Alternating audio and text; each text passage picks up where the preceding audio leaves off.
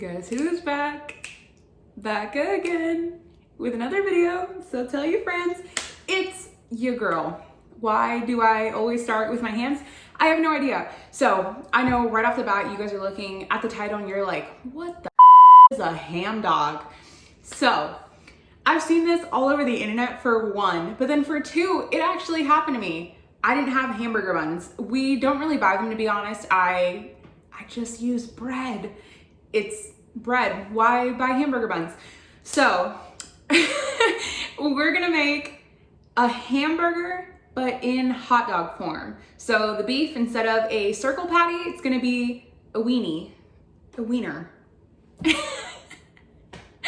Why am I doing this? I have no idea, but it's gonna be good because it's bread with toppings and meat. It's literally the exact same thing as the hamburger, just in hot dog form. So I think that's it. Okay, let's get into the video. Okay, so I figured I would show you guys me a little bit more. I've been hearing a lot of you guys watch me while you're having breakfast, while you guys are making dinner, or of course like following along with the videos. So why not have me to look at while you're making everything? So we're gonna start off with our beef. This is 1.6 pounds. I don't have my glasses on, so you're gonna see me squinting a lot. But I have a 1.6 pounds, which was $3.04. So I've been hearing that this is honestly a really good deal whenever you guys see the prices for my stuff. So you guys have to let me know, do you guys pay that roughly? So this is gonna be the same like hamburger recipe I use. So don't feel like, damn, I'm not gonna make those ham dogs, but I wanna make hamburgers. Same exact recipe, same everything. It's just gonna come down to shaping. So if you're wondering why I decided to make this, is because I'm always saying use what you have. I had, what is this? 1, 2, 3 hamburger, no, what am I saying? Hamburger buns. I have 3 hot dog buns. So I'm gonna make 3 in the shape of a hot dog, and then the rest are just gonna be burger patties. So, okay. I'm used to it having like a little cushion back here, so I'm always ready for that. We're gonna start off first with the beef because since I'm gonna make them into hot dog shaped, they need to kind of firm up a little bit in the fridge because if you put it on the grill, they're gonna stick like crazy. Oh, and I'm also grilling them, but you can do the exact same thing in the house. In a pan in the house is what I meant. So mine is still a little bit frozen in the inside, but that is perfectly fine. I'm gonna keep breaking it up into little pieces here. I'm gonna bring you guys in closer because I know you cannot see. Okay, that is so much better. So my beef is pretty much broken up into like 1 to 2 inch chunks the way I want it. The thing that makes a tough hamburger is overworking the meat, turning it into mush and just keep mixing it and re-rolling and stuff like that. So we're gonna try to handle it as least as possible. Yeah, as little as possible. So now we can work on our seasoning.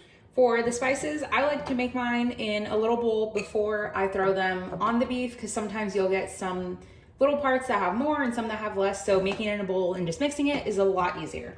First, paprika. Onion powder, garlic, parsley, some salt.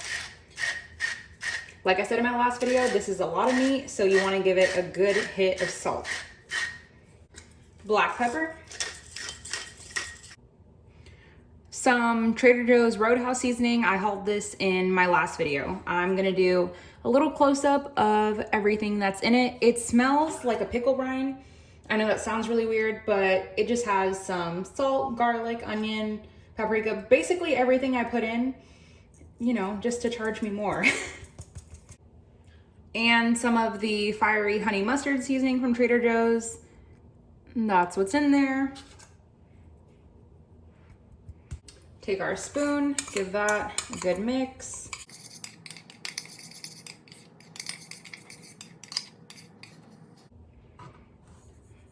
I'm gonna start spreading the seasoning on. And then once you've used about half of it, give it a little shake. Grab out your little silicone spat. This is, I think, probably one of my favorite tools is a little silicone scraper.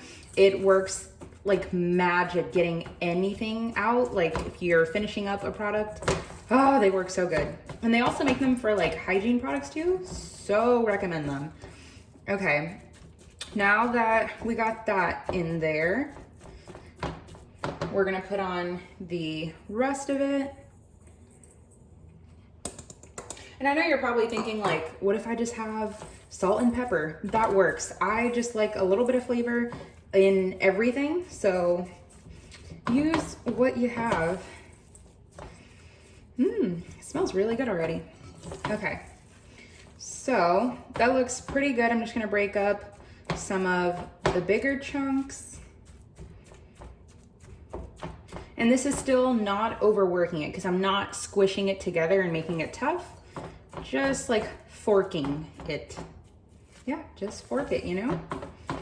Okay, this looks pretty good. I still have some spots that are unseasoned and then super seasoned, so that's good. And remember, you can always do some extra salt and pepper on top before you throw them on or in your pan, wherever. Okay, I need to stop messing with this. So now, I'm so excited. I really hope this works out, guys. So if you guys are watching this video, then that means it worked out. So I like to go around the side of the bowl, and that's why it works having a silicone spatula and bringing it all together. All right, I had to switch to a smaller cutting board that'll actually fit in my fridge. So whenever you're handling any kind of ground anything, no jewelry, no rings, no nothing. So since I'm only making 3, I'm gonna take just a small ball. If you guys make this, you guys are already smelling how good it is. It smells so good already. I like literally can't stop saying that. Okay, so clearly this one is like the little runt here, so needs a little bit more. Okay, I think that's good. And remember, this is also 80-20, so there's a good amount of fat in here, which is just gonna like melt, which I feel like can only be so good, especially in a hot dog. Juicy. Okay, so now we can start rolling these. I'm definitely talking to you guys like I've done this before, but we all know your girls never made this. I saw other people make this in like a, what do you call it? Saran wrap, but I don't know how I feel about that. Okay, these are probably gonna look really ugly, but it's okay. I'm just gonna let you guys watch a fast forward of me attempting this.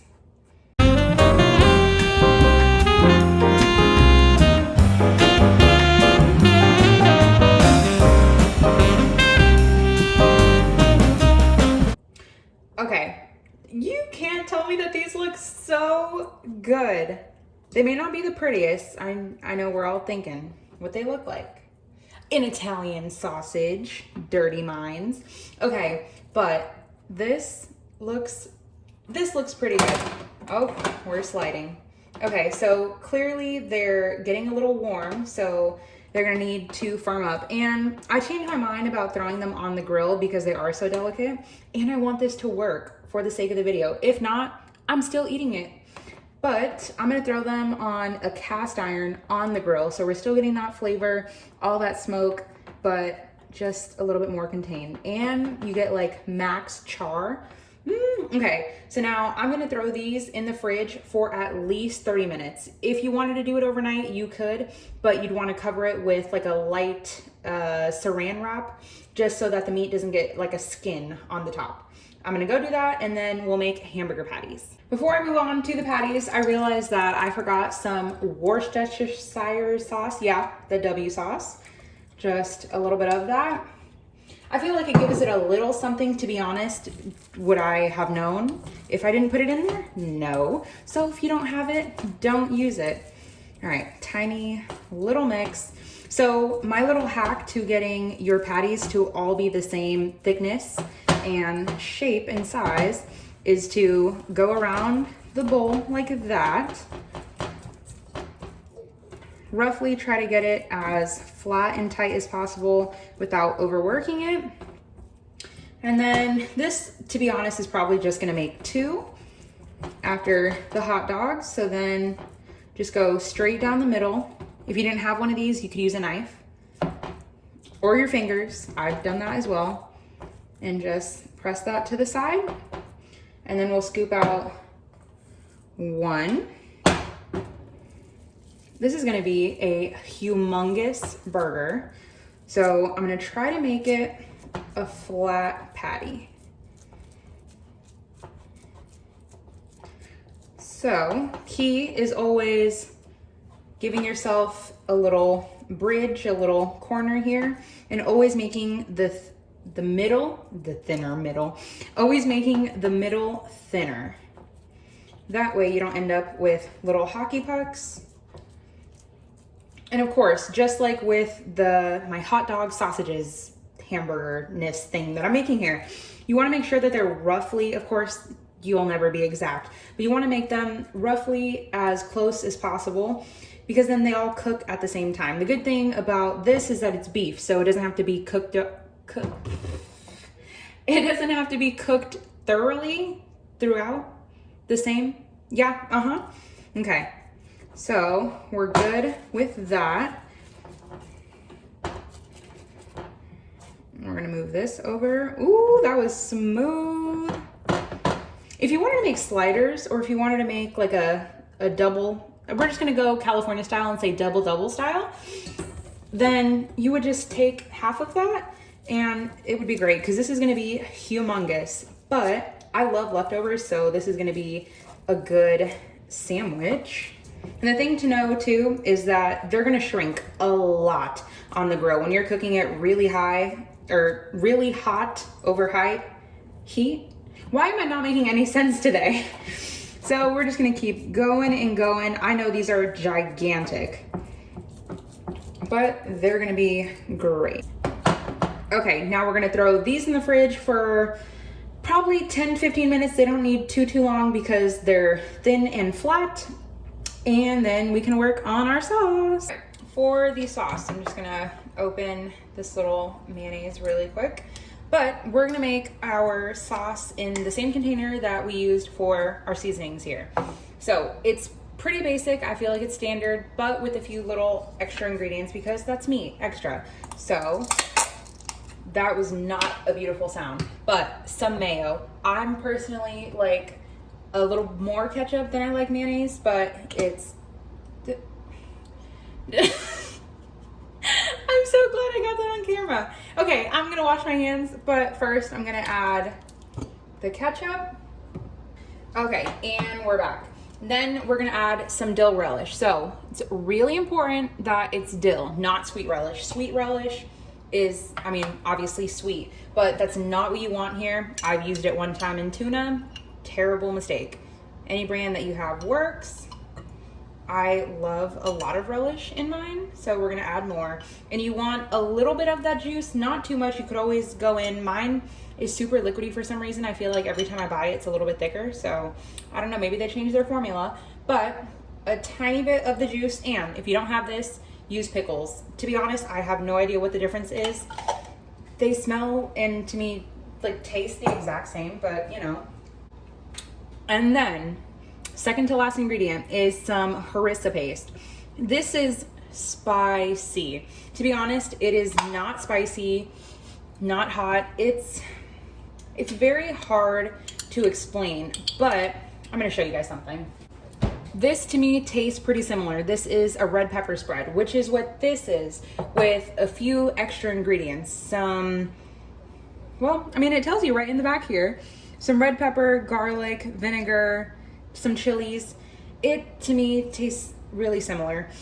And it smells really good. It's almost like a tomatoey sauce, but not. Okay, I know that's not very descriptive, but I'm adding some of that in. And then last ingredient is the Mustard Girl yellow mustard. I love this mustard. So I had a question too. Do you guys store your mustard in the fridge? Like nowhere on here does it say to refrigerate your mustard. Am I storing this wrong? Can somebody let me know? How do you guys store it? How do you guys store it? So now we're gonna give this a good mix. I'm gonna take a couple of seconds to get it all mixed together and taste as you go. Sometimes you're gonna want a little bit more, a little bit less. Smells really good. Now, all of these ingredients were in the refrigerator, obviously, except for my mustard, because your girl doesn't store it in the mustard. Your girl doesn't store it in the refrigerator. So I do not like cold burger sauce. I don't. So I'm gonna leave mine while everything is cooking on just the counter. But, so we're gonna let that come to temperature, I guess, but you could eat it just like this. Give it a little taste and see where you're at. Okay, we're going to chop off the little ends of our sweet potato just because they're little nubs and they're basically inedible. I love how I started off this video by saying I'm gonna try to show you guys my face more and that just didn't work. But I wanna give you guys the best angles. So taking off all the little ends. I wouldn't save this for your broth. Potatoes have a lot of starch, so your broth would just be starchy.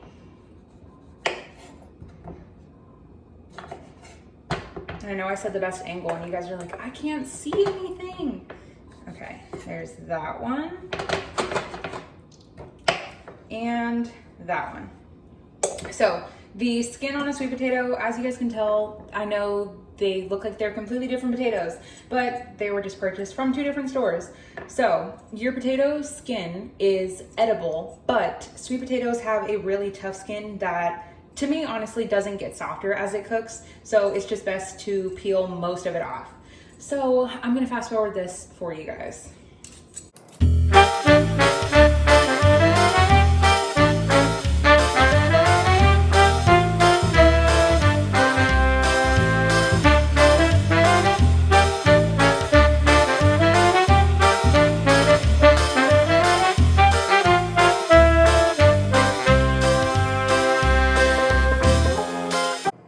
Finally, we are done with our potatoes. Don't worry if you still have some skin on it, it'll be fine. Now, you guys watched me peel this literally probably not even 30 seconds ago, and it's already turning dark. Do not worry, that'll probably happen to all of them unless you keep it in a bowl of water, but who's trying to do more dishes? Potatoes and sweet potatoes are like apples when they oxidize to the air, making them turn brown. They're gonna taste fine. So now we can go on to chopping. So now I'm gonna make mine into wedges. So sweet potatoes are a lot harder to cut than regular potatoes, so just go slow, no need to rush it. So in half, always making a flat surface. In half once more. And then flipping it over just to make sure they're roughly even, like that. And down. And then you have your wedges. So if you want to keep it flat just to be safe, go in slightly at an angle. And there you go. This one's a little bit thicker, so I'm gonna chop it down. Remember, like shapes and sizes cook exactly the same. Now our sweet potatoes are all chopped. Remember, just always take your time. Now I'm gonna lift half of them up and pour a little bit of vegetable oil. They're gonna cook at a really high heat. I'm just doing mine in the oven. So you wanna make sure to not use olive oil, but if that's what you have, then use it. Just gotta keep a little eye on it. Pour a little more oil. And before you put on any seasonings, make sure they're really coated well in the oil. I like to throw them on here. And then we can do our seasoning. Whenever I'm seasoning fries, it's so much easier if they're just as flat as possible rather than in a bowl. Because trust me, you will be there forever and half of your seasoning will stick to the bottom. So now, I like to start with the salt first. Potatoes love salt, so if you're watching your salt, well, watch this salt. And then some black pepper. Sweet potatoes have like a good little flavor going on for themselves, so they're not like a regular white potato that needs some love. So salt and pepper will be fine. Now, give it a good mix. If you also wanted an easier cleanup, you could wrap your pan, not wrap your pan, line your pan with aluminum foil. Yep, Roman is trying to tell you guys to wrap your pan to make it easier for you. Okay, that's good. Now we can throw them in the oven. Toss the fries in at 420, let them cook for 20 minutes on the first side, and then flip them and do another 20, so 40 minutes total. We're gonna give our fries a flip. I'm gonna be honest, I totally forgot to time them. So I don't know how long they've been in there, but they're not where I want them. So give it about 20 to 25 more minutes. Cast iron is ripping hot. Gonna put some vegetable oil. Ooh, it's hot.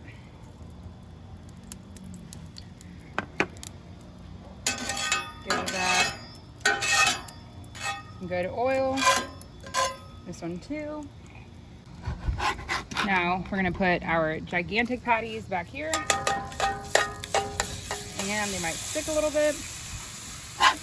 For our second one.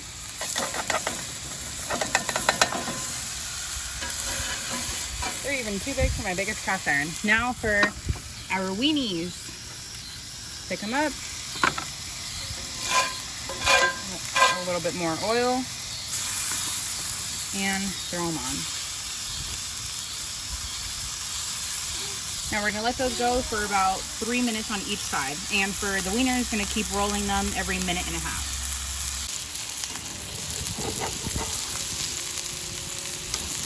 Ooh, okay, looking good. Ooh, even better.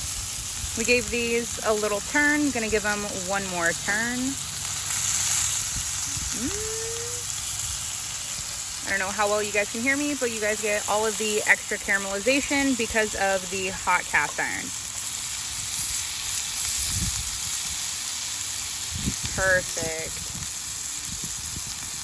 Brought them in and they are still ripping hot, but it smells so good. And look at all of that color.